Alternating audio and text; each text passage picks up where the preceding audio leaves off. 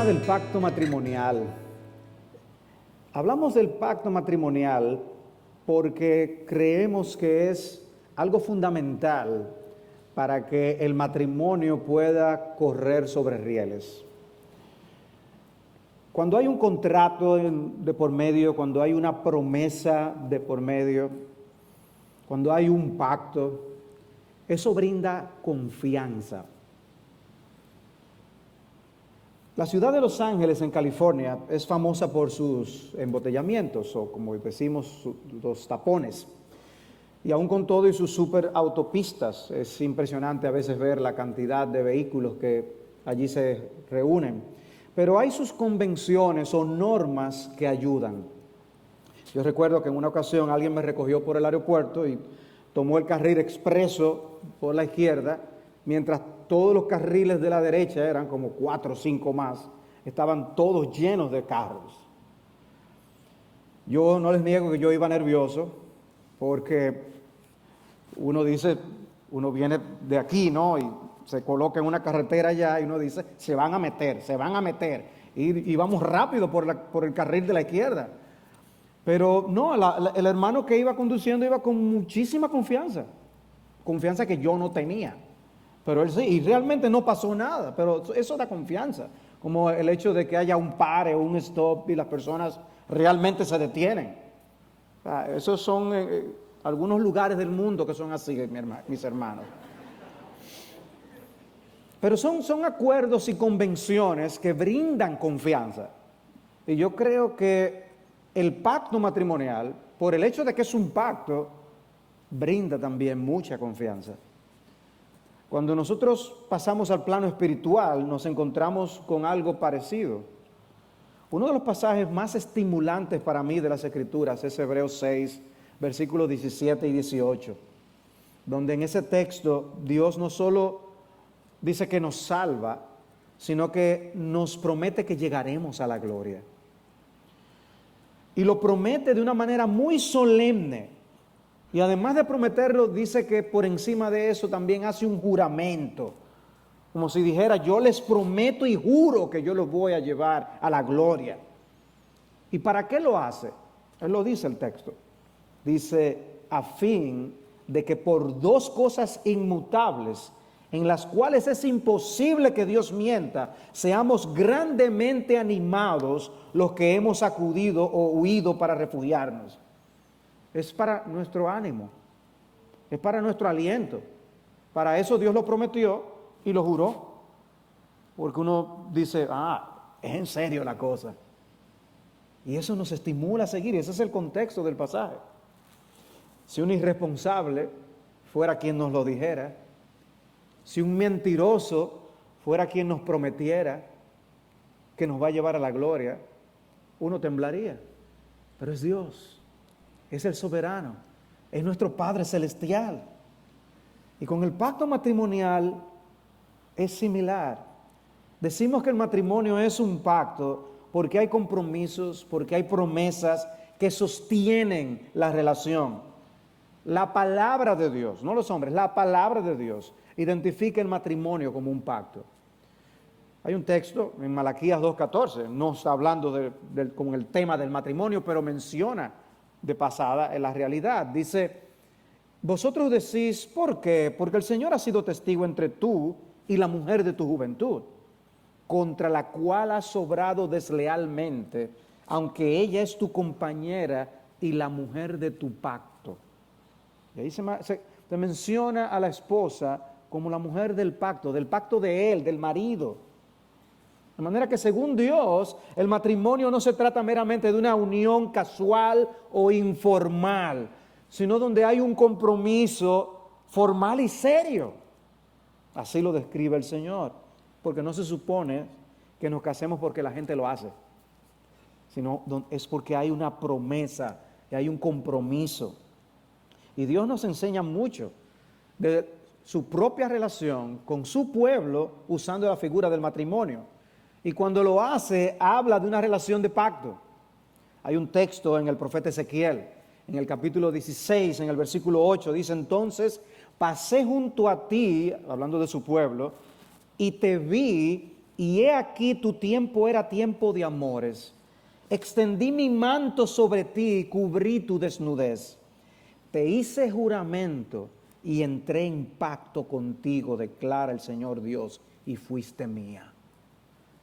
Qué hermosa descripción de la manera como Dios entra en relación con su pueblo. Yo hice un juramento, entramos en pacto, eres mía. Una de las fotos más ridículas que yo me he tomado fue en una ocasión en que hacíamos gestión para la compra de un solar. Y habíamos iniciado el papeleo, dimos el inicial, pero estaba pendiente la firma del contrato. Sin embargo, ahí estábamos nosotros, tomándonos una foto en el solar en el que ya nos imaginábamos viviendo. Pero, bueno. Poco tiempo después recibimos una llamada para que pasáramos por la oficina y estábamos seguros que era una llamada para vengan, para que firmemos. Pero en realidad era para devolvernos el dinero. Nos habían dado su palabra, pero dieron marcha atrás al asunto. Suponemos que apareció otro comprador que les hizo una mejor oferta y tumbaron la nuestra. De manera que sin el título, esa propiedad no era nuestra. Pero cuando Dios dice, tú eres mía, ahí hay una posesión. Una posesión porque está sellado con un pacto. Y en el matrimonio ocurre precisamente lo mismo. Por eso las palabras de la esposa en Cantares 2:16 son, mi amado es mío y yo suya.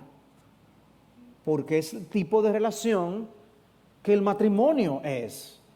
El pacto matrimonial sella la relación. El pacto es como el lugar en el que los barcos son amarrados en el muelle. Cuando llegan las tormentas, es el pacto el que guarda esa relación e impide que el matrimonio ande según los sube y bajas de esta vida. Y Dios nos une, a cada pareja que está aquí, Dios nos une providencialmente en matrimonio con nuestra pareja. En su soberanía nos unió a una persona en particular, de manera que hay un pacto entre los dos y ustedes pueden decirse, tú eres mía, tú eres mío. Y en esta charla me gustaría que habláramos de la historia de tu pacto matrimonial. Quisiera que habláramos, por un lado, del trasfondo histórico de tu pacto matrimonial, hablar también de la historia en sí de tu pacto matrimonial y luego del futuro de tu pacto matrimonial. ¿Cuál es el trasfondo histórico de tu pacto matrimonial? Tu matrimonio no surge en un vacío. No fue una idea que se les ocurrió a ustedes y por eso ahora están casados. No. El matrimonio es una idea de Dios. Y por eso comenzamos en Génesis 1. En Génesis 1:27 dice, creó pues Dios al hombre a imagen suya, a imagen de Dios lo creó, varón y hembra los creó. Los bendijo Dios y les dijo, sed fecundos y multiplicaos y llenad la tierra y sojuzgadla, ejerced dominio sobre los peces del mar, sobre las aves del cielo y sobre todo ser viviente que se mueve sobre la tierra. Eso es en el capítulo 1. En el capítulo 2 dice en el versículo 18, y el Señor Dios dijo, no es bueno que el hombre esté solo, le haré una ayuda idónea. Cuando los hombres menosprecian la institución del matrimonio y promueven la unión libre, realmente no tienen ni idea de las implicaciones de lo que están haciendo. Porque no solo están depositando demasiada confianza en ellos mismos y su propio juicio, sino que al mismo tiempo están menospreciando al Dios único y sabio y desafiando sus planes y diseños. El atrevimiento de los hombres para cuestionar el diseño de Dios y desafiar su orden es una locura. Las mujeres quieren asumir el rol de los hombres y los hombres abdican su posición de liderazgo y hasta han sido feminizados. Y eso me recuerda el intercambio entre Dios y Job, que aparecen en los últimos capítulos del libro que lleva su nombre. Una sección que la Biblia de las Américas titula Dios convence a Job de su ignorancia. Y entre muchas cosas que Dios le dice a Job está, ¿dónde tú estabas cuando yo estaba haciendo el universo? para que ahora se te ocurra empezar a inventar las cosas de cómo es que deben ser. Y conocemos la historia de la creación de la mujer, ahí en Génesis 2. Según Génesis 2, Dios trajo los animales a Adán para que les pusiera nombre. La creación que Dios había hecho era hermosa. Si ustedes se maravillan viendo documentales que muestran la belleza de la creación de Dios, yo me imagino que aquello recién hecho debió ser algo impactantísimo. Ver esos animales de cerca, ¿verdad? Sin embargo, hay un pero en la historia. Dice Génesis 2:20, pero para Adán no se encontró una ayuda que fuera idónea para él. Y es en ese contexto que Dios crea a la mujer. Versículo 21, entonces el Señor Dios hizo caer un sueño profundo sobre el hombre, y éste se durmió, y Dios tomó una de sus costillas y cerró la carne en su lugar. Y de la costilla que el Señor Dios había tomado del hombre, formó una mujer y la trajo al hombre. Esa es la descripción. Ahora, la manera en que Dios hace a la mujer es para nosotros quedarnos boquiabiertos. El asunto es que nosotros ya estamos acostumbrados con la historia. Pero trata de leerlo como si fuera por primera vez. Y Dios hace a la mujer de la costilla del hombre. El Señor anestesia a Adán y no puede ver la primera parte del proceso, que consistía en tomar una de sus costillas y volver a cerrar la carne. El Señor le hubiera podido permitir a Adán ver la segunda parte del proceso, que es cuando de la costilla Dios forma a la mujer, pero tampoco fue así. Lo que Dios hizo con esa costilla es tan asombroso como lo que ocurrió con el polvo cuando Dios hizo a Adán. De una costilla a una mujer. La obra de arte había sido concluida. Y ahí es que entran en juego las últimas palabras del versículo 22. Y la trajo al hombre. Y la trajo al hombre. ¿No les parece como si nosotros estuviéramos en una ceremonia de bodas? Y la trajo al hombre. ¿Con quién está desfilando la mujer? El texto se puede leer sin esa frase. Y de la costilla que el Señor Dios había tomado del hombre, formó una mujer. Seguimos. Y el hombre dijo, el texto se lee sin problemas sin esa frase. Pero el Espíritu Santo quiso incluir esa frase allí a propósito. Es importante. No solo es evidente la institución del matrimonio, que es una institución divina, sino que la escena se asemeja a un padre que le regala a uno de sus hijos esto. Y la respuesta de Adán es poética. Es la primera vez que vemos al hombre hablar. Estaba mudo y habló. Adán viene de poner nombre a los animales. En el hebreo lo que dice inicia con una expresión que se puede traducir, ahora sí estamos hablando. De manera que como creador, Dios es un increíble alfarero, impresionante. Por tanto, versículo 24, el hombre dejará a su padre y a su madre y se unirá a su mujer y serán una sola carne. Este es el trasfondo histórico de tu pacto matrimonial. Y tres cosas uno ve en ese texto del versículo 24 que quedan como un deber para toda la humanidad. Pero por un lado el cónyuge debe dejar padre y madre. Ninguna cultura tiene derecho a decir que nosotros demos prioridad a la relación paternal por encima de la conyugal. No, lo prioritario es la relación conyugal.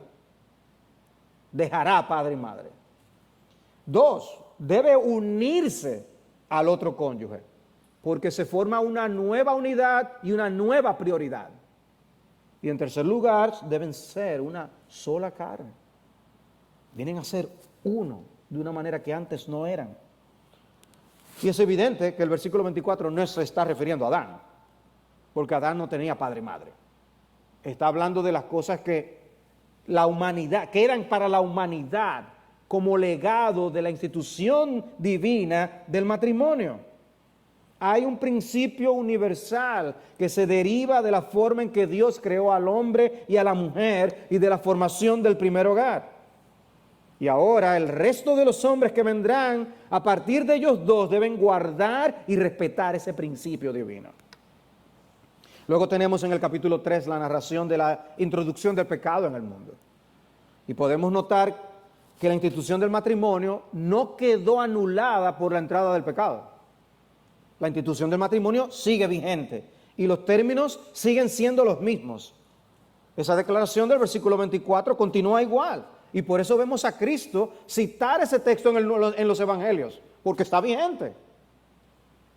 Y el resto de las escrituras nos da a conocer realidades matrimoniales. Nos brinda casos de buenos matrimonios, pero también nos habla de casos de malos matrimonios. Nos deja ver lo que ocurrió cuando se tergiversó el diseño original. Vemos los estragos de la poligamia, de la prostitución, del divorcio, de la infidelidad, de la homosexualidad. La Biblia no nos oculta lo que sucede cuando el hombre se rehúsa a entrar en una relación en base a un pacto. Y lo que sucede cuando los hombres salen del pacto también indebidamente. Ahora, habiendo visto el trasfondo histórico de tu pacto matrimonial, nos fuimos lejos, bien lejos, ¿verdad?, al origen del hombre. Pasemos ahora a ver la historia de tu pacto matrimonial. La historia de tu pacto matrimonial. De la institución del matrimonio en el huerto del Edén, pasamos a nuestros matrimonios. Del origen de la institución matrimonial a la historia de nuestros pactos matrimoniales. Y aquí cada pareja tiene su historia. Cada pareja tiene su historia de cómo se conocieron, cómo se casaron. Para algunos quizás no han pasado muchos años, para otros es otra historia. Disfrutamos muchísimo ver fotos de nuestras bodas, pero también notamos más los cambios. Algunos llegaron al matrimonio antes de conocer la gracia de Cristo, otros después. Pero sea antes o después, nos juramos fidelidad y amor hasta que la muerte nos separe. Para algunos, quizás estén viviendo segundas o terceras nupcias. Cada quien tiene su historia aquí. Quizás el día de tus bodas fue una celebración grandísima, o quizás fue algo en estricta intimidad familiar. Sea como sea, un evento similar a lo que Dios ofició en Génesis 2 ocurrió ese día en que tú te casaste. Ahora, ¿cuál es uno de los elementos centrales de ese día? Bueno, los votos matrimoniales. La promesa del pacto que se lleva a cabo ese día. Eso es crucial. Y en esencia los votos continúan prácticamente siendo similares por muchos años en diferentes culturas y lugares. Se practica prácticamente lo mismo, sea a modo de preguntas o sea a modo de declaración, pero es algo que uno lo puede ver en cualquier lugar. Las promesas que ocurren son más o menos así, los votos. Fulano, ¿tomas voluntaria y alegremente a fulana para ser tu esposa? ¿Prometes amarla, cuidarla y protegerla como un regalo de Dios para tu vida? Tanto en las buenas como en las malas, en salud o enfermedad, en pobrezas y en riquezas. ¿Prometes ser un líder santificante para ella, ministrándole en sus necesidades espirituales, físicas y materiales por el resto de su vida por medio de la gracia de Cristo? ¿Prometes serle fiel, uniéndote a ella hasta que la muerte los separe? Y la respuesta muy sonriente ese día es: sí, lo prometo. Uno quisiera como repetirle la frasecita después, con el paso del tiempo. Mira lo que, mira en el iPad, mira lo que, sí, lo prometo. Fulana, ¿tomas voluntariamente por marido a fulano en el vínculo sagrado del matrimonio para vivir con él de acuerdo a lo ordenado por Dios? ¿Prometes amarlo y respetarlo? ¿Someterte a él como el Señor, tanto en las buenas como en las malas, en salud o enfermedad, en pobreza o riqueza? ¿Te comprometes a ministrarle espiritual y físicamente por el resto de vuestras vidas por medio de la gracia de Cristo? ¿Prometes serle fiel uniéndote a él hasta que la muerte los separe? Y también ahí la respuesta es con una lagrimita en los ojos, sí, lo prometo. La versión corta es, ¿acepta? Sí. ¿Y tú? Sí, también. El asunto es que hay promesa, hay juramento. Y todos felices.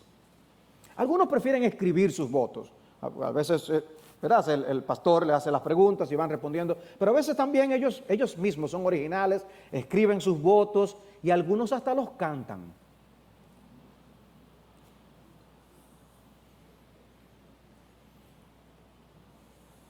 Pero estemos claros, hermanos. Toda la hermosura que pudo haber habido el día de tu boda, no es eso lo que sostiene el matrimonio. No es la hermosura del evento, no es ni siquiera la hermosura de los votos o la hermosura de la voz con que los cantaste, sino la firmeza de la promesa que hiciste y la consistencia de cumplir esa promesa cada día. El punto es que en el día de bodas se prometen villas y castillas hasta que la situación se ponga difícil o hasta que algo mejor aparezca. Es así, que dice, que fue la promesa que hiciste. Fue hasta que la muerte los separe. ¿Y qué pasó? ¿Cambiaste el argumento? ¿El contenido del pacto cambió?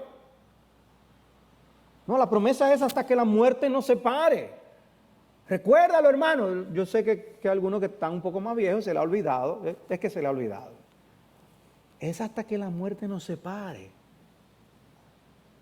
Todavía no ha llegado ahí, tú estás aquí. Todavía hay trabajo que hacer. Mateo 5:33 dice, como en otros lugares de las Escrituras, que no debemos jurar falsamente. O sea, Dios entiende, Cristo entiende que nosotros debemos jurar como algo muy serio, si se hace. Dices que nuestro hablar, dice en el versículo 37, debe ser sí, sí, no, no.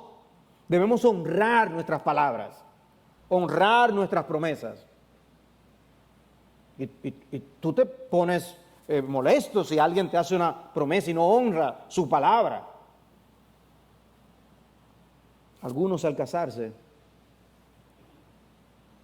parece que practican lo mismo que nosotros hacíamos cuando éramos niños. ¿Ustedes recuerdan cuando hacíamos niños y hacíamos una promesa que cruzábamos los dedos y lo poníamos por atrás? Oh, sí, sí, sí. O decíamos por vinagrísima santísima. Pero era para eludir el compromiso de las palabras que estábamos diciendo. No lo cumplíamos. Por eso la pregunta con que anunciábamos la charla, ¿qué tan en serio tú lo prometiste el día de tu boda? ¿Qué tan en serio tú lo dijiste? ¿Realmente tú querías decir lo que estabas diciendo? ¿O era porque era parte del guión? Porque el matrimonio no es algo a lo que debemos entrar de manera descuidada, pero tampoco debemos permanecer de manera descuidada.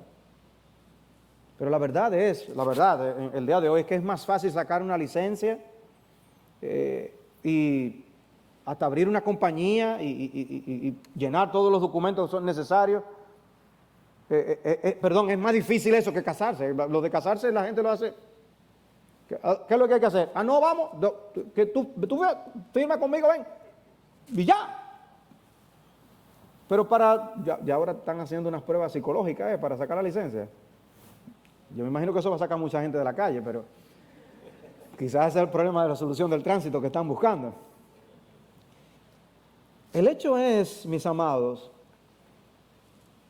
que ya el matrimonio ha quedado como algo sin relevancia.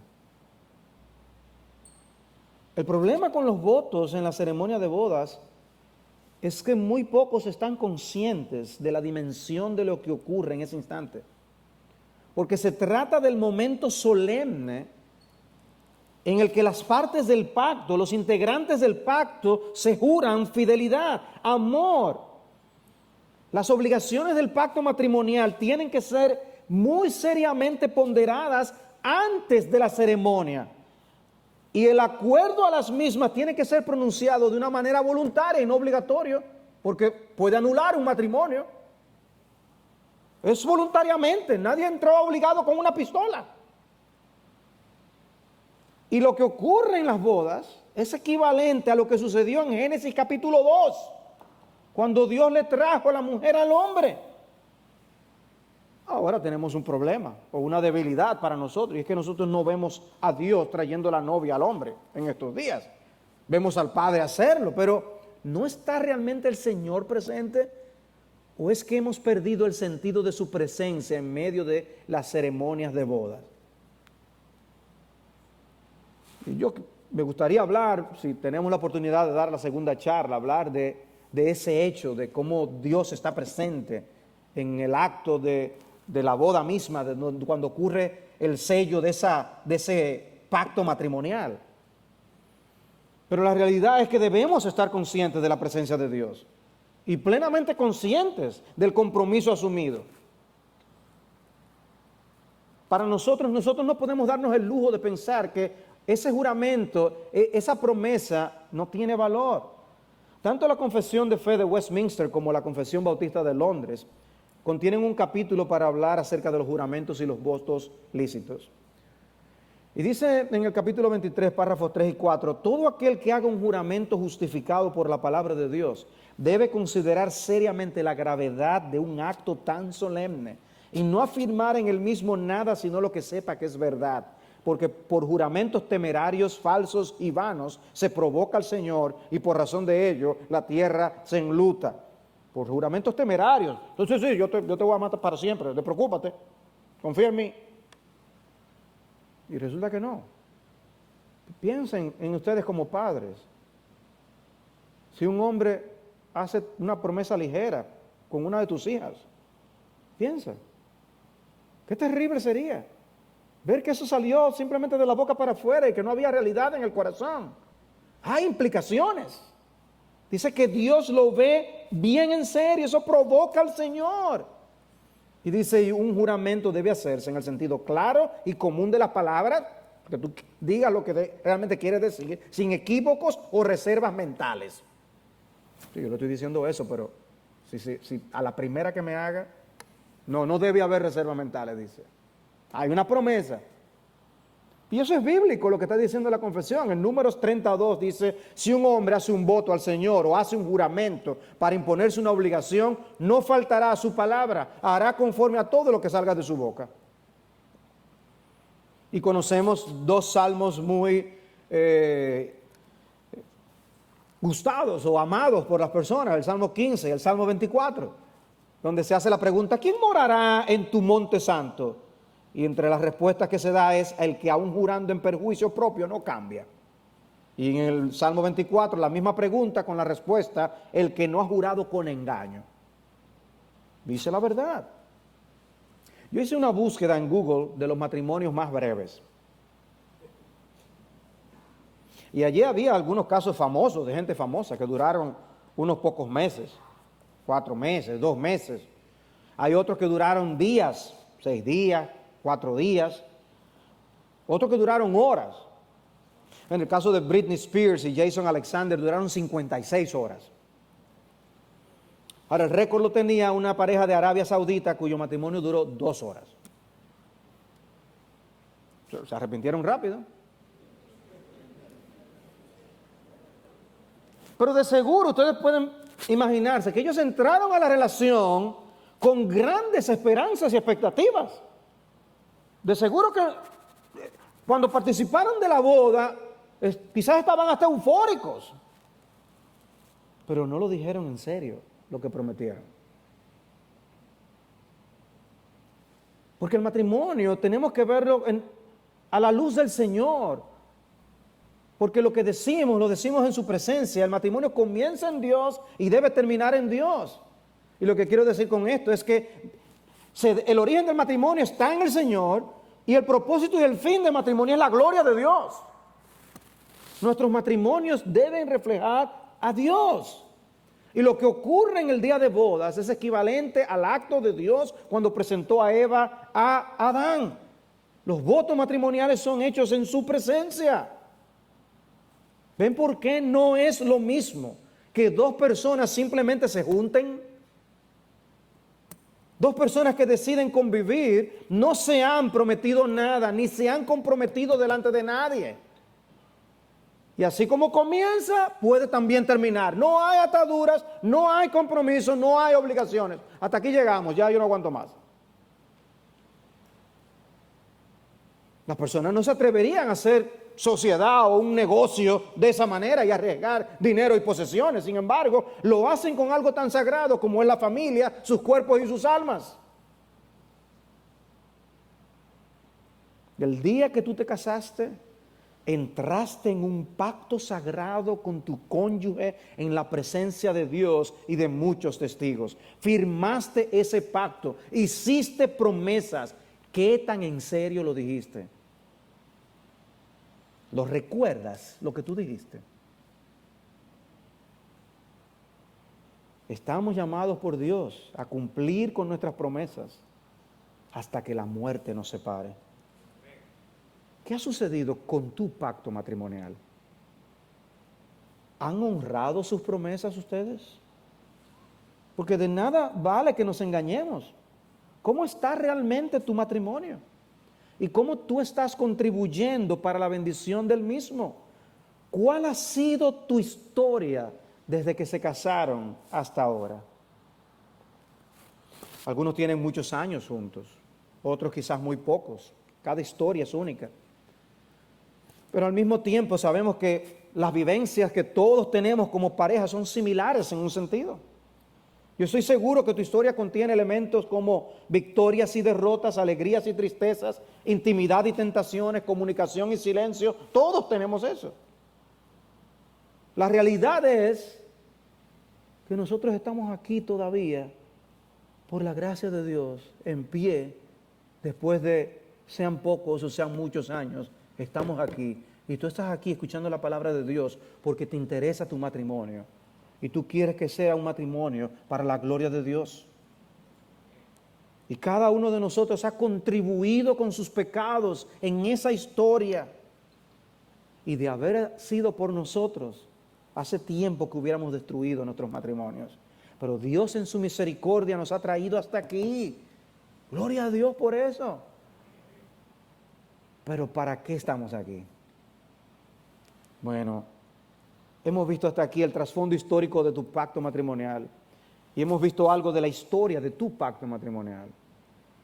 Quisiera ver ahora el futuro de tu pacto matrimonial. El futuro de tu pacto matrimonial. Como les decía, cada día debemos celebrar la permanencia de nuestra unión. Hasta aquí hemos llegado por la gracia de Dios, pero hay trabajo que hacer. El peregrinaje juntos que estamos haciendo no ha terminado. Seguimos necesitando del sustento y del impulso de Dios para seguir perseverando en ese camino que hemos decidido recorrer juntos. De manera que recuerda, haz memoria de tus promesas. ¿Qué tú prometiste ese día que te casaste? Cada día y cada semana enfrentaremos situaciones que van a retar y desafiar lo que prometimos cuando nos casamos. Continuamente. Prometiste que la cuidarías y vas a maltratarla. Prometiste santificarla con la palabra y pasan días sin que edifique su alma y le pastoree su corazón.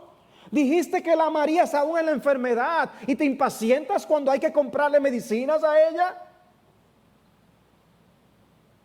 Prometiste respetar a tu marido y lo desafías sin pensarlo dos veces. Dijiste que lo amarías aún en pobreza y cuando pierde el trabajo terminas de aplazándolo más. Prometiste ser una ayuda idónea y vives en tu mundo. Tenemos una misión que cumplir. Una misión que se inició el día de nuestras bodas y es vivir para nuestro cónyuge y preservar en buen estado nuestros matrimonios. ¿Qué tan saludable es tu matrimonio? ¿Qué puedes hacer para mejorarlo? En la historia de tu matrimonio has llegado hasta el día de hoy. Hasta aquí Dios te ha traído. Hasta aquí Dios te ha bendecido. Pero ¿hacia dónde te diriges? ¿Te has preguntado eso? ¿Tienes un norte, una dirección, un deseo de algo que ocurra con tu matrimonio? ¿Sabes qué? Yo a veces veo las relaciones matrimoniales y veo que sencillamente están en automático. No hay propósito. No hay un deseo de que algo siga ocurriendo para la gloria de Dios. ¿Estás consciente de los votos que hiciste el día de tus bodas? ¿Los recuerdas? ¿Y estás dispuesto a vivir a la luz de esas promesas? ¿Cómo están las cosas ahora mismo entre ustedes dos? Porque lo que sea que haya sucedido hasta aquí, ya pasó. Ya ambos escribieron esa historia. Y esa historia tiene momentos luminosos, pero también tiene momentos muy oscuros. Pero esa historia ya está escrita. La pregunta es, no solamente dónde tú estás, sino hacia dónde vamos. ¿Dónde tú estás como marido? ¿Dónde tú estás como esposa? Pero ¿a dónde vas? De ahí, de ese punto donde tú te encuentras, ¿hacia dónde te diriges? Mi pregunta no busca saber qué tan ardiente está el amor romántico entre ustedes. Y si está bien, excelente. Pero eso no es mi pregunta. Es que meditemos en qué tan conscientes estamos de lo que prometimos el día de nuestra boda a nuestro cónyuge delante de la presencia del Señor. Hay una amnesia sobre eso que es capaz de producir resultados desastrosos. La conciencia de esos votos nos va a hacer resistir los embates de las tormentas de la vida. Y mientras cientos de parejas están diciendo ya no más, otro divorcio más, otra estadística más, nosotros, por la gracia de Dios, lo que debemos hacer es recordar: yo le prometí hasta que la muerte nos separe, Señor. Dame fuerza para otro día más. Ayúdame a amarla, ayúdame a servirle a Él. En tu fuerza, Señor, otro día más.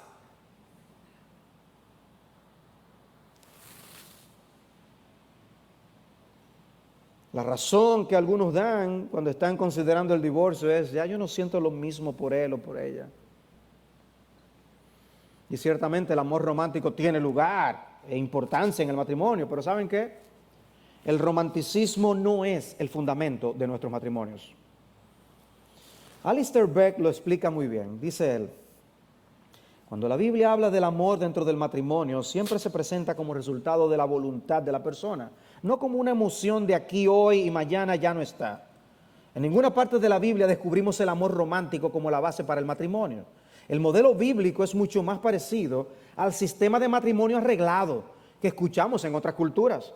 En tales casos, los miembros de la familia determinan quién es el más adecuado para su hijo, hija, hermano o hermana. Se espera que la persona comprometida haga que el matrimonio funcione. Repito esa frase otra vez. Se espera que la persona comprometida haga que el matrimonio funcione. En marcado contraste está nuestro arreglo occidental, donde individuos recién comprometidos aturden a sus amigos y familiares al anunciar el nombre de una persona con la que planean pasar el resto de su vida. ¿Qué? ¿Con ese? Y sigue diciendo él: no es que uno de los sistemas es automáticamente mejor que el otro. Pero cuando los matrimonios se basan en oleadas emocionales y atracciones físicas, están abiertos a la posibilidad de la desintegración cuando los sentimientos cálidos se evaporan y los cuerpos sucumben a los efectos devastadores de la gravedad.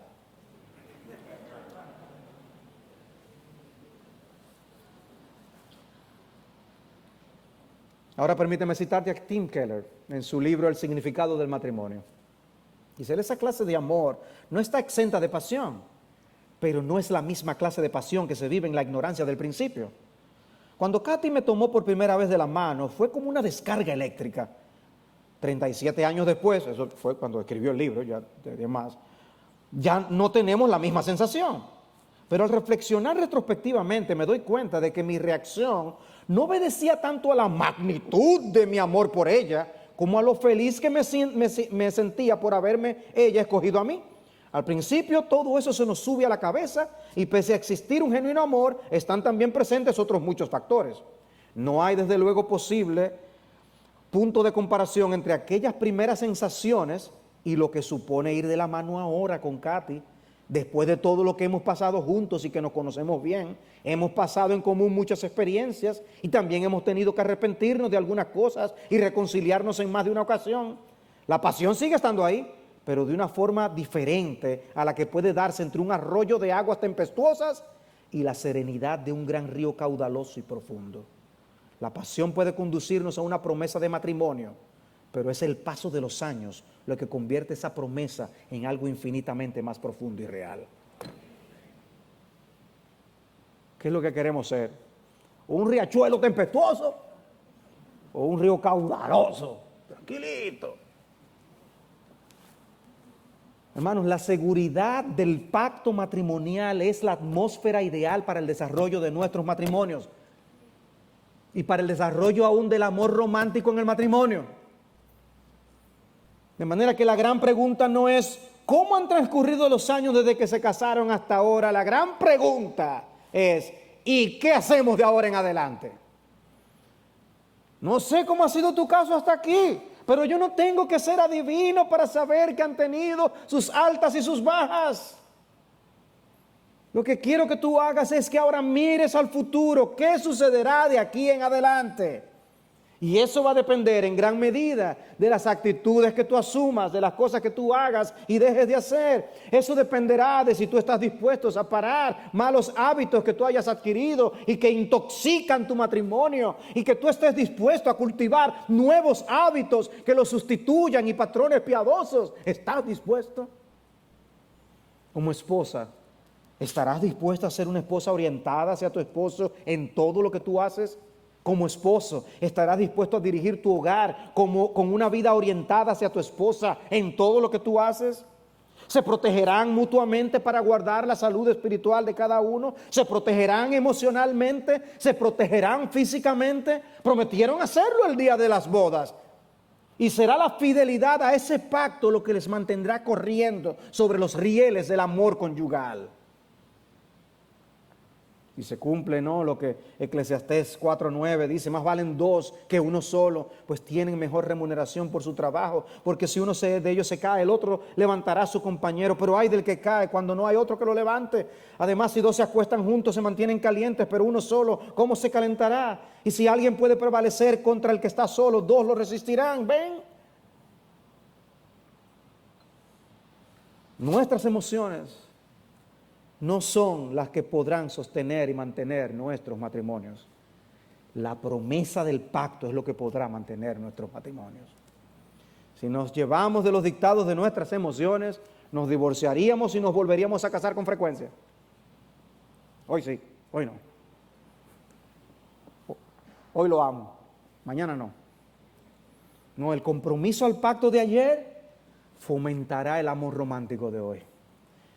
Nuestros cónyuges cambian, nosotros cambiamos. Es como si con el paso del tiempo estuviéramos casados con personas diferentes. Louis Smith decía que su mujer había estado casada con un hombre, con 5 hombres distintos, con él mismo en las diferentes etapas de su vida.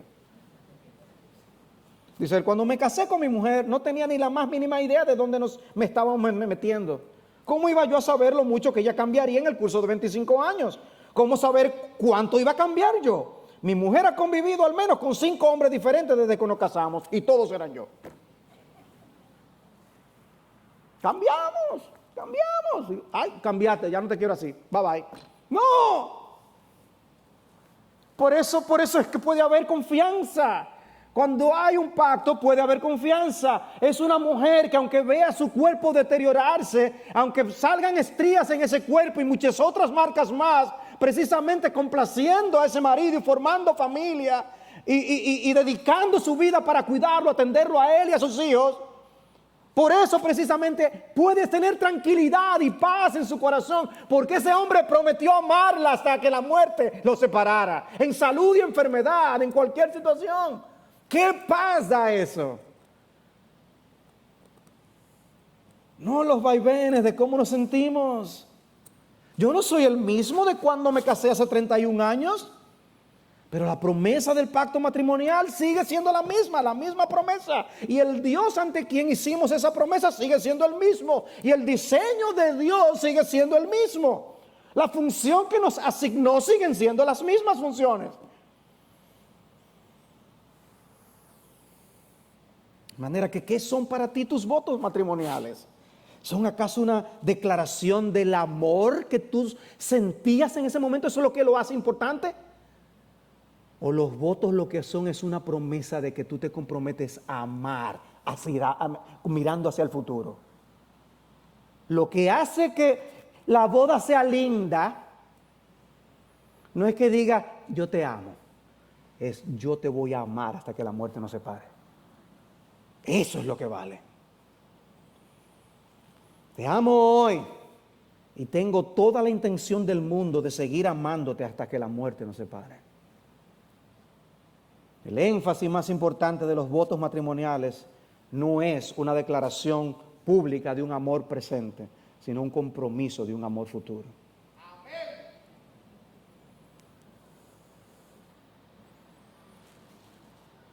El pacto y la fidelidad al pacto es lo que en verdad sostendrá una pareja en momentos de crisis.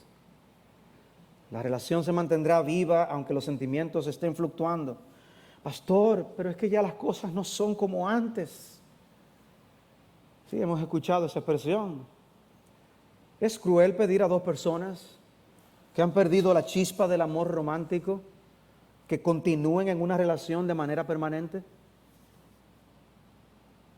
Y esa pregunta me recuerda algo que el Señor le dijo a una iglesia. Dice Apocalipsis 2:3, 2:4, pero tengo contra ti esto, que has dejado tu primer amor. Recuerda por tanto de dónde has caído y arrepiéntete y haz las obras que hiciste al principio. Si no, vendré a ti y quitaré tu candelero de su lugar, si no te arrepientes. El Señor nos dijo, bueno, la verdad que ya las cosas no son como antes. Yo creo que ha llegado la hora de partir camino, cada uno por su lado. No. Las cosas no son así en la relación que nosotros tenemos con el Señor. Y las cosas no deben ser así en la relación que nosotros tenemos como matrimonios. Hay trabajo que hacer. Cristo nos dijo, olvídense, ya no hagan nada. Olvídense, no, hay trabajo que hacer. Arrepiéntete. Haz las obras que hiciste al principio. En el caso de los matrimonios, los maridos tienen que hacer memoria de todas las cosas que hacíamos cuando estábamos enamorados, antes de casarnos. A memoria.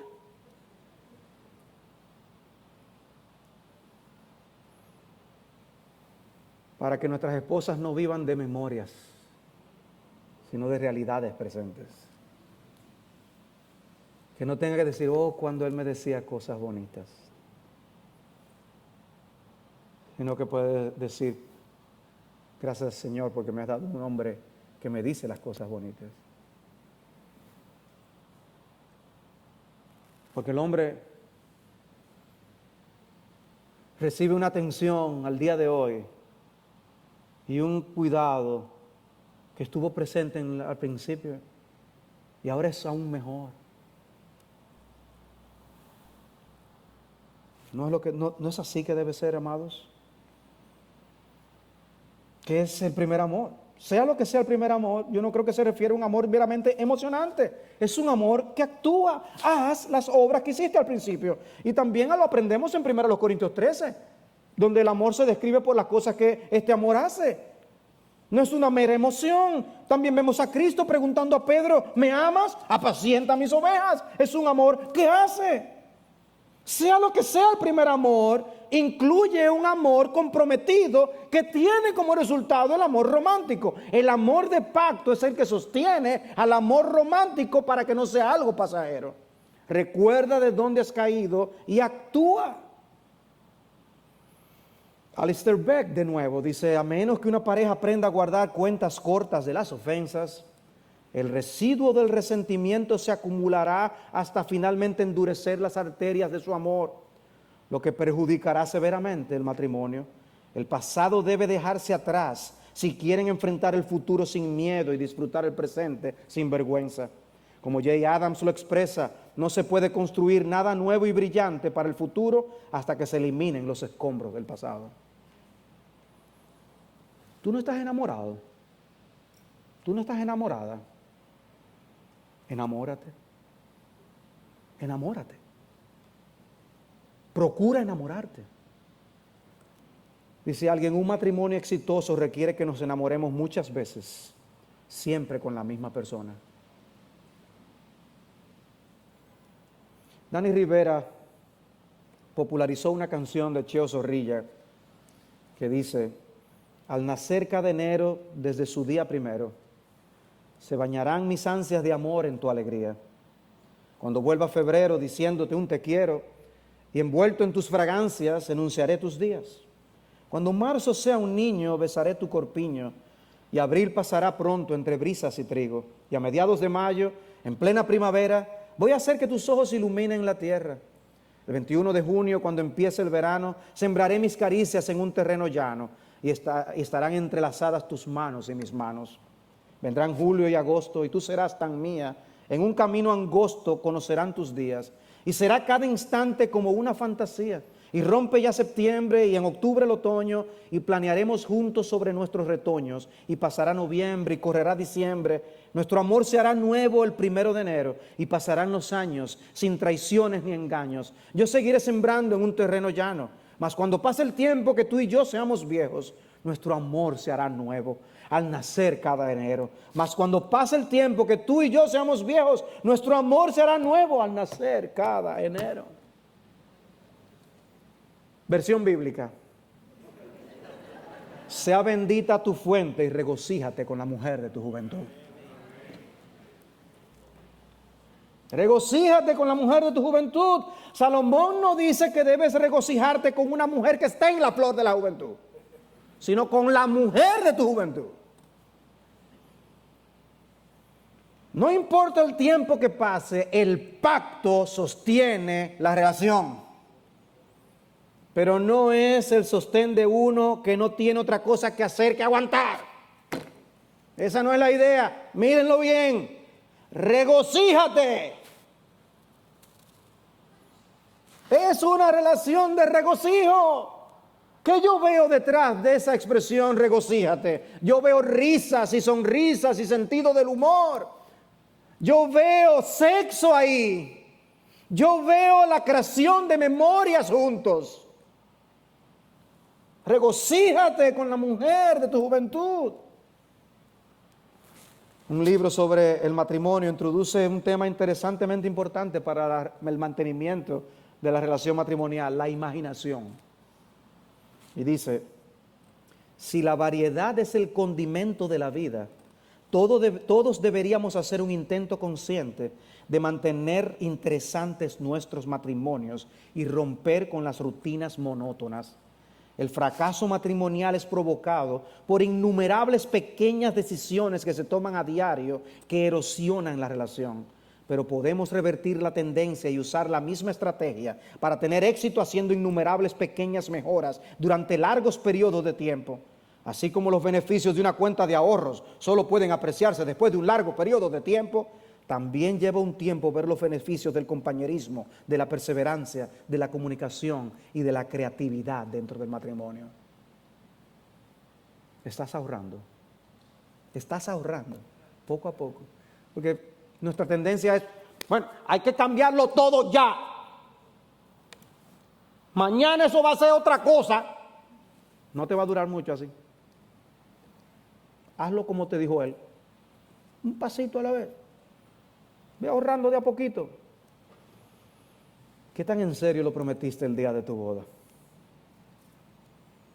Cuídate de la amnesia que te hará olvidar lo que prometiste. Pero sobre todo cuídate de ser infiel a tus promesas. Porque Dios te escuchó cuando tú lo pronunciaste. Y Él espera de nosotros que honremos lo que prometimos. El Señor les bendiga. Vamos a orar. Padre, te damos gracias. Te damos gracias de corazón por permitirnos tratar este tema. Y suplicamos, Señor, tu bendición. Suplicamos que derrames tu bendición sobre cada pareja que se encuentra aquí. Señor, nosotros deseamos que tú continúes trabajando en nosotros y a través de nosotros para hacernos ese tipo de matrimonios que den la gloria a nuestro Señor Jesucristo.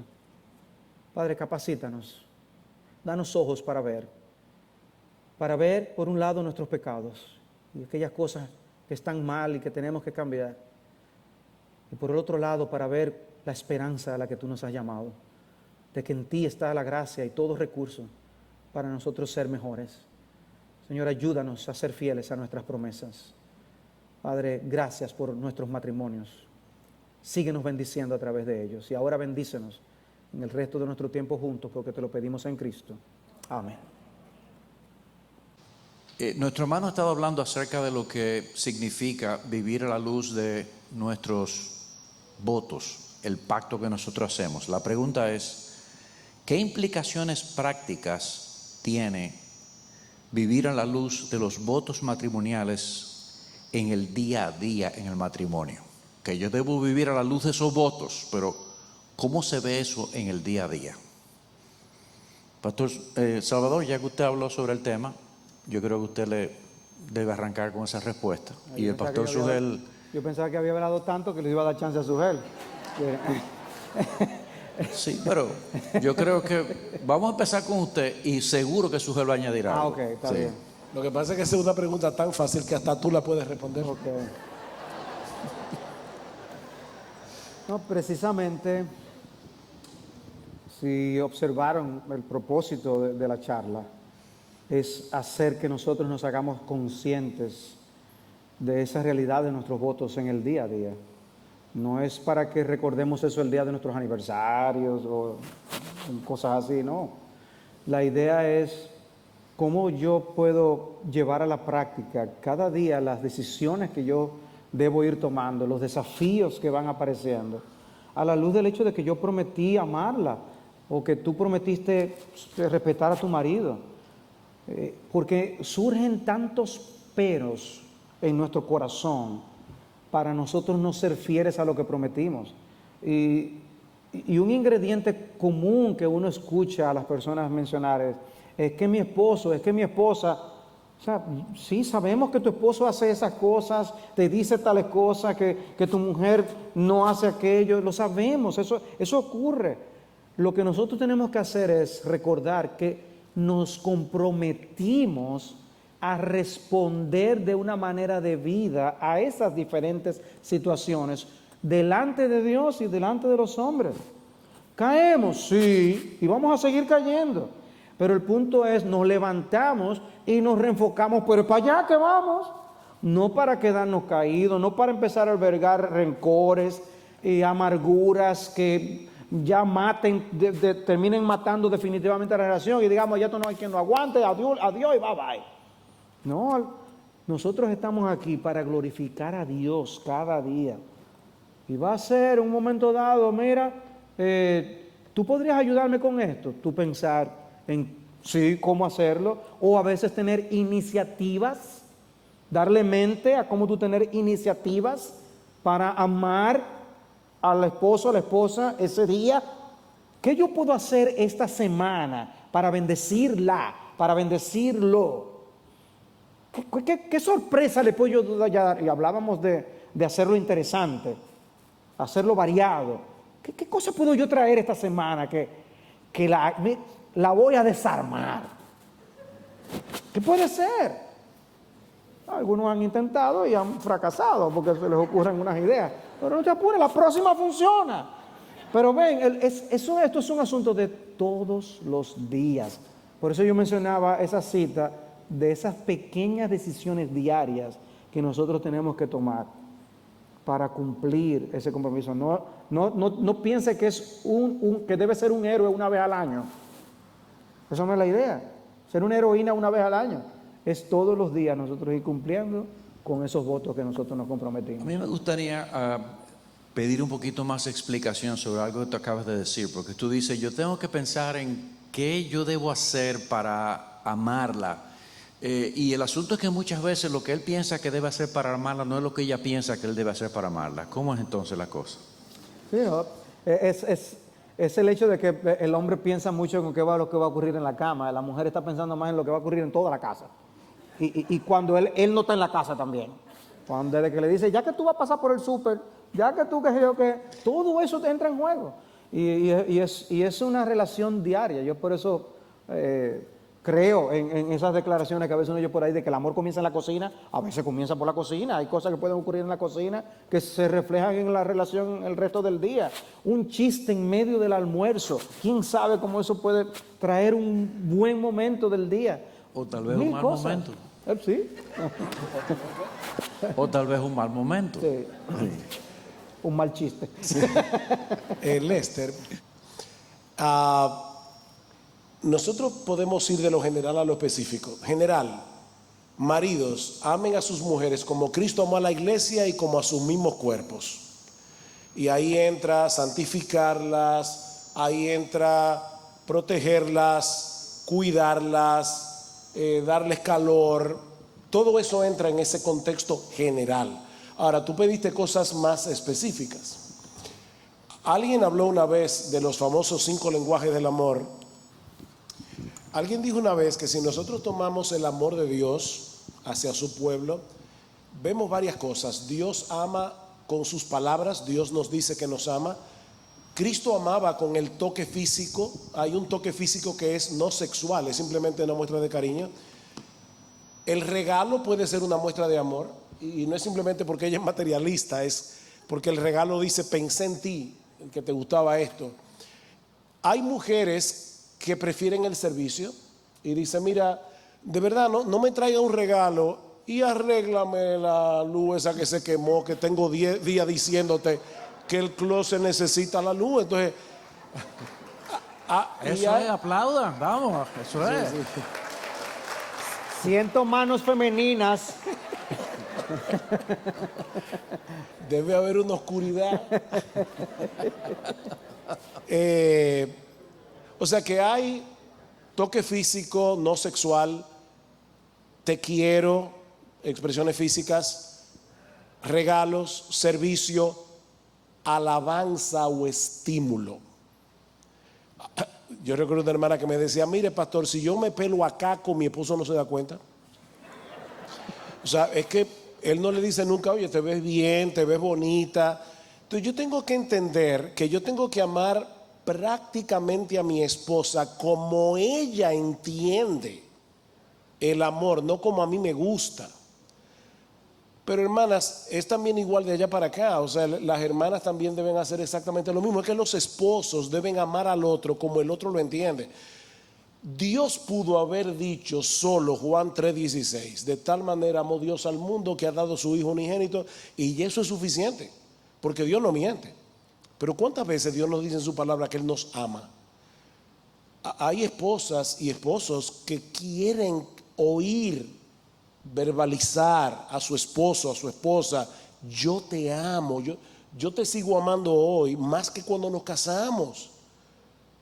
Entonces todas esas son formas prácticas de amar, pero como decía Salvador, no son cosas heroicas. Santificar a la esposa puede ser simplemente compartir lo que tú leíste en tu devocional. Pastor, es que yo no tengo el don de enseñar, no es que yo no estoy pidiendo que sepa griego y hebreo y que sea un teólogo. Es simplemente que tú le digas a tu esposa, esto me fue de bendición en el devocional de hoy y quiero compartirlo contigo. Es una forma de santificar a la esposa. Entonces, son muchas cosas pequeñas, prácticas, que son las que hacen en el día a día el voto matrimonial. Ahora, ¿qué pasaría si nosotros toda la mañana, desde que abrimos los ojos, decimos, Señor, ayúdame a recordar lo que yo prometí el día que me casé y a ponerlo en práctica hoy? Yo creo que muchos matrimonios serían muy diferentes si solo hicieran eso. Señor, ayúdame hoy a amar a mi esposa como yo lo prometí. Señor, ayúdame a respetar a mi marido como yo lo prometí. Yo creo que eso revolucionaría muchos matrimonios. De acuerdo. Hay otra pregunta aquí que dice, ¿está Dios presente en el pacto matrimonial entre un creyente y un inconverso? ¿Puedes Doctor repetir la Sugel, pregunta? ¿Puedes repetir? ¿está Dios presente en el pacto matrimonial entre un creyente y un inconverso. Tiene otra parte de la pregunta, pero quiero oír esa primera parte. La institución del matrimonio la diseñó Dios. De manera que cuando dos seres humanos se prometen lo que promete el pacto matrimonial y cumplen, en este caso, con las leyes del país, ¿verdad? Y hacen lo que tienen que hacer, ahí hay un matrimonio. Fue pecaminoso, pero hay un matrimonio. O sea, yo no puedo decir que porque un creyente... La pregunta, la segunda parte, la pregunta no es si se casaron y eran inconversos, sino si está presente. No. Bueno, Dios está presente en el pacto matrimonial, aunque haya sido un pecado, pero el problema es que dice Cristo, lo que Dios juntó, que no lo separe el hombre. Cada vez que ocurre un matrimonio, es Dios que los juntó. Aunque sean la gente más atea del mundo. Eso es un buen ejemplo. Cuando dos ateos se casan, ¿es Dios que está haciendo el pacto matrimonial? Sí. Y si lo violan, ellos van a darle cuenta a Dios en el día del juicio. Porque es Dios que los juntó. Cristo nos dice, cuando dos creyentes se juntan, Dios los juntó. Ahora, en la responsabilidad de ese hombre y esa mujer, el creyente cometió un pecado. Definitivamente cometió un pecado, porque la Biblia dice que no debemos unirnos en yugo desigual con un incrédulo. Pero ya ese matrimonio es válido. Correcto. Delante de Dios. Y tiene que cumplir con el pacto matrimonial. Correcto. Ok, perfecto. ¿Existe algún material, algún libro que se pueda leer para fomentar la presencia o la centralidad del Evangelio en el matrimonio? Salvador. Hay muchos libros. Obviamente no todo el mundo va a tener acceso a todos los libros que están disponibles en el mercado, pero sí, yo mencioné algunos de ellos que tratan con el tema. El libro de Tim Keller es bueno. Paul Tripp también tiene un buen libro para matrimonio. Dave Harvey, Piper tiene uno sobre el pacto matrimonial, lo enfoca de manera distinta en muchos aspectos. Pero sí, hay materiales que enfocan esta área. Hay libros que son más voluminosos y contienen los aspectos del pacto en pequeños capítulos dentro del libro, como algo adicional. O sea que hay muchas cosas, pero no tengan temor, sobre todo los hombres, de agarrar un libro sobre matrimonio y leerlo. Yo siento que las mujeres son más abiertas y prestas a leer libros de matrimonio. Hay libros incluso sobre cómo nosotros como esposos podemos amar a nuestras esposas. O sea, tú lees inglés, hay un libro en inglés que habla de ese tema en particular. Si el que yo creo que está en español. ¿Ya está en español? Yo iba a decir eso, esposos. Perdón, no sé si terminaste, Salvador. Puedes seguir. El de Dave Harvey se llama Cuando pecadores dicen acepto. El de Paul Tripp se llama ¿Qué esperabas? Ese es muy bueno. Pero a los esposos, a los maridos masculinos, varones, machos, no machos, varones masculinos. A los machos alfa. Sí. El libro de Lou Priolo, que se llama El esposo marido integral. En inglés es El esposo completo. Probablemente ese es el mejor libro que por lo menos yo he leído en cuanto a la responsabilidad del esposo. Es excelente. Pero el libro que mencionó Salvador ahora, que se llama Ama a tu esposa, de Larry McCullough, algo así. Ese libro es muy bueno y es un libro bastante breve, pero va a través de Efesios 5, 25 en adelante, y es muy bueno. Para las esposas, La esposa excelente de Martha Pease es un libro excelente, muy bueno, y de hecho, créanme, hombres, que ustedes aprenderían mucho leyendo ese libro también. El hecho de que sea una mujer que lo haya escrito no quiere decir que no sea también de beneficio para ti. Sí, para saber lo que ella tiene que hacer. El libro de Sexo, Romance y la Gloria de Dios de C.J. Mahaney es muy bueno. El significado del matrimonio, ya Salvador lo mencionó, de Tim Keller, es muy bueno. Pero hermanos, tenemos que estudiar. dice la Biblia, vive con ella sabiamente, y la idea es, vive con ella con conocimiento. Nosotros tenemos que aprender, volver al kindergarten y aprender. ¿Cómo es que se hace eso? Porque todos los días nosotros podemos ser mejores. Porque imagínense, esposos, lo que tú tienes que hacer es amar a tu esposa como Cristo amó a la iglesia. ¿Cuándo tú llegas? Nunca. Te pasas la vida creciendo. Esposas, lo que tú tienes que hacer es someterte a tu marido como la iglesia está sujeta a Cristo. ¿Cuándo tú llegas? Nos falta mucho por crecer. Sí, yo quiero hacer un disclaimer antes de seguir haciendo las preguntas que están aquí. Y es que tal vez ustedes van a pensar, pero ¿por qué él escoge esa clase de preguntas? Porque ustedes están marcando en este sistema esa pregunta sí, sí, y va subiendo de posición la pregunta. Entonces hay muchas personas que están interesadas en estas preguntas en particular que tal vez yo no lo hubiera hecho, pero ustedes lo hicieron, ¿verdad? Así que yo voy a empezar a hacer esas preguntas, ¿ok?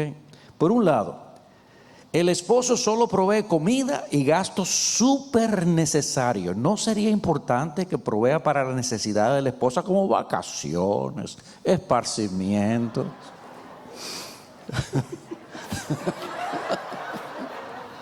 Ya que su jefe fue tan verbal, ahorita vamos a empezar con él. ¿Conmigo? Sí. Mis hermanos, otra vez, es como Cristo amó a la iglesia. ¿Cristo se limita a proveer solo algunas cosas para la iglesia o Cristo provee todo lo que la iglesia necesita? Dice aquí, así también deben amar a los maridos a sus mujeres como a sus propios cuerpos. El que ama a su mujer a sí mismo se ama, porque nadie aborreció jamás su propio cuerpo, sino que lo sustenta y lo cuida, como también Cristo a la iglesia. La idea de sustentar y cuidar es muy amplia, porque no es simplemente yo te doy todo lo que tú necesitas de comida, ropa, etcétera.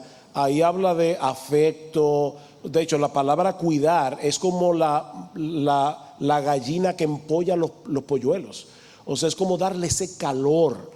Entonces, sustentar y cuidar es muy amplio. Yo creo que incluye todo lo que tú puedes proveer, porque puede ser que tú digas, el sueldo no nos da para irnos de vacaciones. Oye, pero no pueden ni siquiera salir a comerse un helado. O sea, quizás no se pueden ir a un hotel carísimo y irse de vacaciones, pero de verdad, hermanos, hay un montón de cosas que se pueden hacer que no cuestan dinero. Entonces, no pienses en regalar un anillo de diamante, pero piensa simplemente en decirle a tu mujer, mira, vamos a salir por la tarde tú y yo a caminar agarrado de mano, de verdad, tranquilo, y poder hablar sin la presión de los muchachos. O sea, hay muchas cosas que el marido debe proveer para su esposa, pero es todo lo que mantenga el matrimonio vivo y todo lo que tu esposa vea como algo que ella necesita, que tú se lo puedas dar. Hoy vi yo en las redes sociales un meme en relación a eso, que la esposa le dice al marido, llévame a un lugar muy caro para cenar. Ustedes lo vieron, ¿verdad? Y él le llevó a una gasolinera.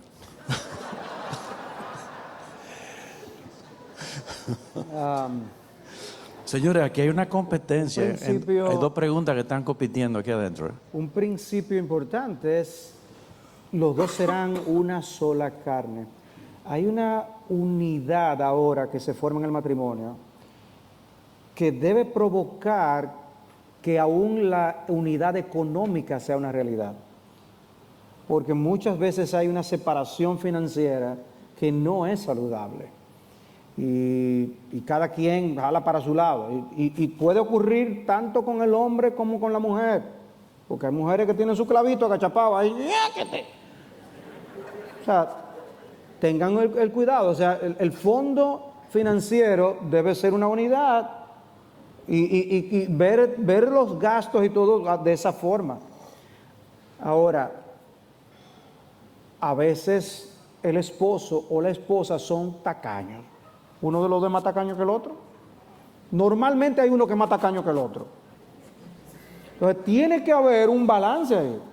El que es tacaño tiene que aprender a compartir, dar, ser dadivoso. El que es derrochador va a tener que controlarse, preguntar, mira, ¿qué te parece si? Y poder vivir y convivir juntos. Porque a veces pasa, ¿no? Que no, es que no hay cuarto.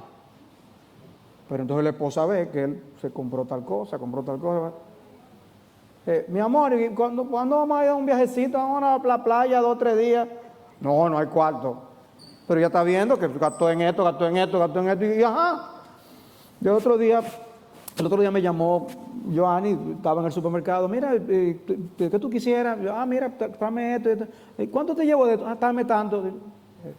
Cuando llega a la casa, veo yo que, trajiste tal cosa. Y dice, yo vi que tú cogiste tal cosa, yo cogí tal cosa. Entonces, eso, muy bien, excelente, yo me reí. Fue excelente. El punto es, pero a veces la finanza es un tema bien difícil y hace que se armen problemas entre la pareja. No debe ser así. Procuren que ustedes, que la esposa no vea que con ella a ti te da cosa gastar los chelitos, porque miren, que tú no le dijiste que le iba a amar, cuidar y proteger. Por favor, complácela también, sorpréndela también. Piensa en cómo cultivar esa relación, aún en la manera como se administra el dinero. Ahora, puede ser que parte de la ayuda sea también aprender a controlar ciertos gastos, ciertas cosas. Eso hay que hablarlo también. Y a veces hasta buscar ayuda con un tercero que ayude. Eso, no les dé problema buscar ayuda si la necesitan, amados hermanos. Porque a la larga lo que queremos es que el matrimonio ande por los rieles del Señor. Pero, esposa, déjenme darles una recomendación. A veces las esposas prefieren que los esposos adivinen lo que ellas quieren y nosotros no somos adivinos. Entonces, en ese hablar, esa comunicación, debe haber franqueza. Y aún hasta dile a tu esposo, amor, yo no me he sentido bien porque de verdad como que yo quisiera que tú fueras más detallista, o yo quisiera que yo no te pido nada, cosas caras, pero te pido que pienses más en mí en eso. Yo quisiera ver que tú piensas más en mí. Pero dilo. No, es como que pierde cuando yo lo digo. Bueno, lamentablemente hay esposos que se la llevan, pero hay otros que miren, ni con un gon chino, no se la llevan. Entonces háblalo, dile cómo tú te estás sintiendo, ábrele tu corazón, sé transparente. Tal vez para la próxima ya él va pensando, pero tal vez él tiene que crecer en eso y tú eres su ayuda idónea, y parte de tu ayuda es ayudarlo a crecer en algo que él no lo tiene naturalmente. Ok, aquí hay un par de preguntas que yo he estado observando, ¿verdad? Y se ha ido moviendo, como yo les decía a ustedes, ocupando casi la posición número 1. Una es de las hermanas y la otra es la contrapartida de esa misma pregunta de los hermanos. Increíble eso. Yo estoy aquí mirando y ahora acaban de subir más todavía. Wow. La pregunta es, la mujer hace la pregunta, yo lo voy a hacer las dos partes. La mujer hace la pregunta, ¿qué debe hacer una esposa cuando su marido no quiere buscar ayuda en consejería pastoral? No quiere. Los hermanos dicen, ¿debemos nosotros como esposos tomar consejería aunque sintamos que nos llevamos bien y que no la necesitamos? O sea, obviamente aquí hay problemas, señores. Ella dice, él no quiere, y él dice, yo no la necesito. Y entonces, Salvador. Bueno, la verdad es que las esposas normalmente están más abiertas a buscar la ayuda, y los hermanos, nosotros los varones lo ponemos más difícil. Una de las cosas que debemos tratar de nosotros conversar como pareja es que haya una relación con los pastores que sea abierta y saludable, que tanto él como ella puedan sentirse en la confianza de que si hay un impasse van a hablar y el otro lo sabe. O sea, yo le doy permiso a mi esposa que busque un pastor si tiene que hablar con un pastor.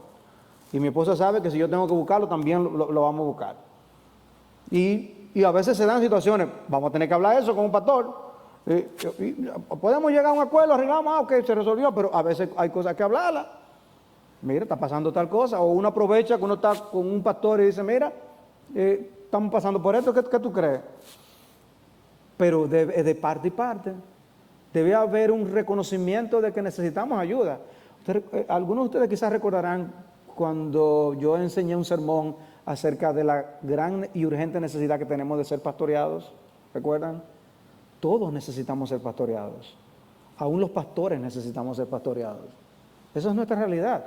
Y con ustedes no es diferente. Créannos.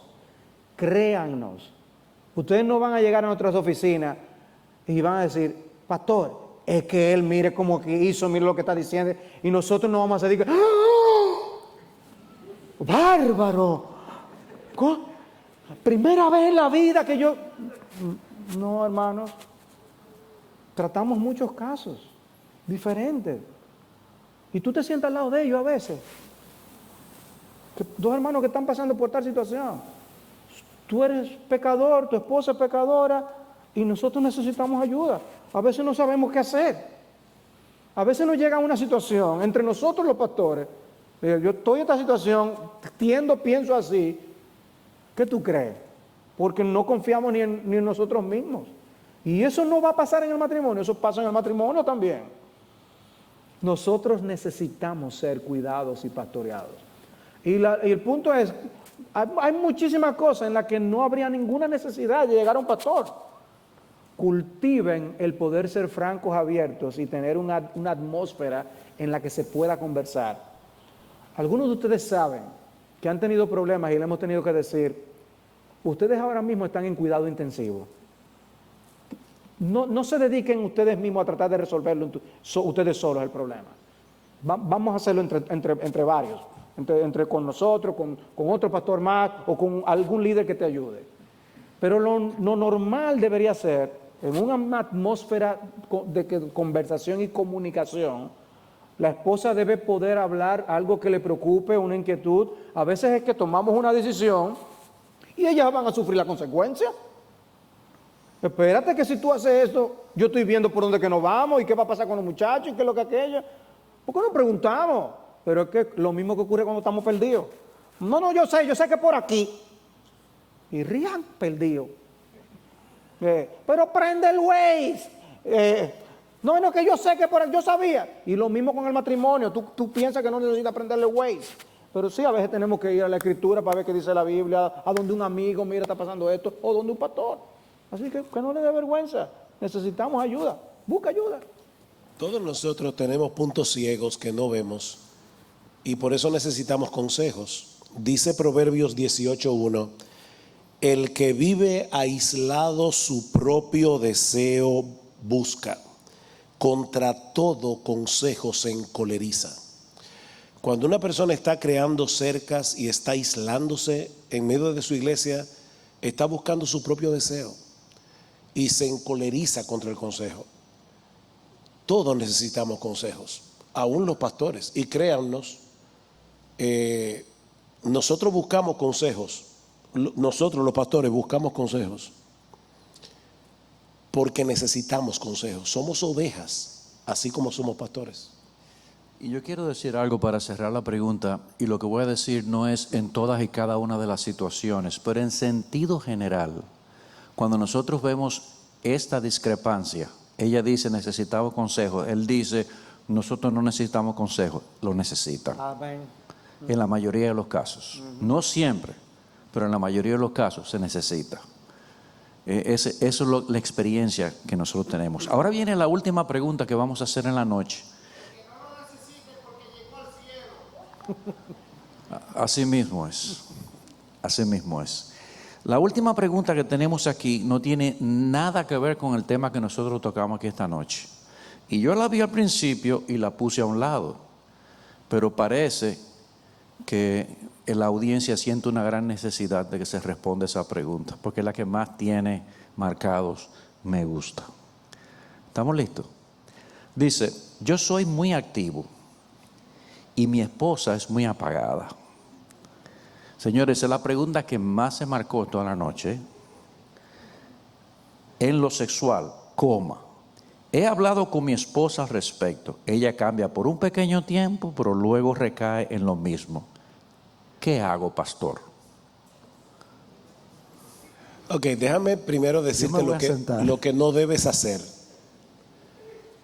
Tú no debes encolerizarte, airarte, no debes hacerlo. Tú debes hablar con tu esposa y si el asunto permanece, entonces busquen consejo, vayan a donde un pastor y busquen ayuda. Porque ahí hay un mal de fondo y hay que descubrir cuál es el problema. Mi esposa y yo estuvimos en México ahora, hace poco, en un retiro de matrimonios y hubo un tiempo de preguntas y respuestas. Y hubo un caso donde estábamos los dos, Gloria y yo, respondiendo preguntas y pasó con esa pregunta de manera particular que a Gloria y a mí nos pasó lo mismo, casi nos ponemos a llorar escuchando la pregunta. Porque esa hermana decía, yo fui violada cuando yo era niña, yo fui abusada y por lo tanto cuando mi esposo se acerca a mí, esas memorias vuelven. Wow, qué terrible es eso. Y tuvimos que decir, hermana, mira, yo no sabíamos quién hizo la pregunta, pero le dijimos, hermana, de verdad, antes de responder tu pregunta, queremos que tú sepas que nos condolemos contigo y que nos da mucha tristeza que tú hayas recibido ese abuso. A donde yo voy es que no siempre es porque la esposa no quiere, a veces hay problemas tan profundos que requieren una ayuda de un tercero. Entonces yo te diría, busca ayuda porque tenemos que hurgar ahí. Ahora, lo cierto es que en sentido general, hermanos y hermanas, la Biblia dice que en el momento en que nos casamos, nuestro cuerpo ya no nos pertenece, le pertenece a nuestro cónyuge. Y dice Pablo en 1 Corintios 7, el marido cumpla con la mujer el deber conyugal y asimismo la mujer con el marido. Me llama siempre la atención que Pablo comience diciéndole al hombre, cumple el deber conyugal. O sea, la visión que Pablo tiene del sexo en el matrimonio no es que el hombre es un animal insaciable y que ella es una pobre corderita que tiene que estarse escondiendo todo el tiempo y diciendo que le duele la cabeza. No, él está diciendo hay momentos en que ella va a querer y él no. Y él tiene que cumplir el deber conyugal. Y asimismo la mujer con el marido. Dice, porque tú no te perteneces, tu cuerpo no es tuyo. O sea, cuando tú te niegas a tener relaciones sexuales con tu cónyuge, tú le estás quitando algo que Dios le regaló, que le pertenece por derecho, y tú no tienes derecho a quitárselo. Pero yo vuelvo y repito, cuando eso pasa a ese nivel, busquen ayuda, hablen. Yo sé que es un tema engorroso, pero de verdad, mis hermanos, es algo que debemos resolver, porque Pablo dice, no se nieguen el uno al otro, a no ser por mutuo consentimiento, para ocuparse en la oración y que sea por poco tiempo para que no os tiente Satanás por causa de vuestra incontinencia. Oigan las tres cosas. Tiene que ser por mutuo consentimiento, no puede ser unilateral. Con un propósito específico. Es como un ayuno. Vamos a hacer un ayuno de sexo porque necesitamos orar, pero que no sea por mucho tiempo para que no os tiente Satanás. Entonces, más claro de verdad no podía ser. Hay casos como ese creo que hay que evaluarlos caso a caso. Puede haber una pareja joven que tenga un inconveniente, puede ser una pareja ya mayor en edad que lo enfrente por otra razón completamente diferente. Puede haber una razón relacional detrás de ese problema sexual y hay que lidiar con esa causa relacional. Quizás la relación es tirante, quizás la forma en que se tratan conduce a que ella se sienta de esa manera. Puede haber un asunto de falta de información, puede haber falta de información acerca del sexo en general, puede haber falta de información acerca de la óptica divina del sexo y de saber que Dios es el creador del sexo y qué lugar Dios ha dado al sexo en el matrimonio. puede haber un problema espiritual en el cual la persona no quiere ser obediente a Dios en esa área. Y créame, esas son cosas que hemos visto en casos matrimoniales, donde uno ha tenido que lidiar con una persona porque no quiere cumplir su rol conyugal por desobediencia al Señor. ¡Wow! Y es terrible. Y de manera que cada caso habría que tratarlo. Si esos casos están aquí, y muchos dieron like a esa pregunta, quizás deban buscar consejo y ayuda al respecto. Quizás el asunto no es tan simple como ella no quiere y yo sí. Y quizás hay otras cosas ahí detrás. Puede haber aún asuntos fisiológicos que estén presentes. Eso que Sujel mencionaba produce consecuencias fisiológicas y puede haber aún otras razones y aún por cosas que ocurren por hormonas, edad y muchas otras cosas más. De manera que no es un tema simplón que se trata, dale esta pastillita y se acabó. Es un asunto de tratarlo con cuidado y analizarlo. Pero hay que tratarlo. Y hay que tratarlo. Ese es el asunto. O sea, eso que ustedes pusieron como inquietud no puede quedarse como una mera inquietud, sino que cada uno de esos casos deben buscar la solución de esos casos y buscar ayuda pastoral para ser ayudados a resolver esa situación. Y maridos, recuerden que tú estás casado con una mujer y la mujer no es igual al hombre, no, funcionamos diferentes. Entonces la mujer reacciona mucho también al trato del marido, como decía Salvador ahora. O sea, tú te fuiste de la casa, como dice Jay Adams, y no le diste un beso de despedida a tu mujer, pusiste una maleta encima de la cama. No la llamaste durante el día a ver si sigue viva, otra maleta encima de la cama. Llegaste con una cara de pocos amigos, otra maleta en la cama. Entonces tú quieres que a las 11:30 ella haga así, ¡pam!, y se encienda. No, dice Jay Adams, ninguna mujer puede tener relaciones con su marido en una cama llena de maletas. Así que comienza a quitar la maleta, que no es un problema de que ella es frígida ni nada de eso, es que no le está tratando bien. Y por otro lado, también recuerda que el hombre come por los ojos, pero no la mujer. La mujer necesita una preparación. Esto es de pareja, ¿verdad? Y somos adultos y estamos aquí precisamente, queremos que sea de pareja para poder hablar abiertamente. O sea, ¿tú crees que porque tú te quites la camisa, ella se va a desmayar? A lo mejor sí, por la gordura. Que las mujeres no son así. Tú sí te enciendes rápido con los ojos, pero la mujer no es así.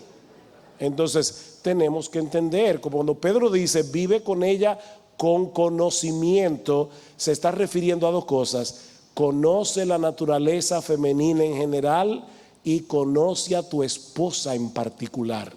Y tú vas a ver que muchas cosas van a funcionar. Bien, mis hermanos, buenas.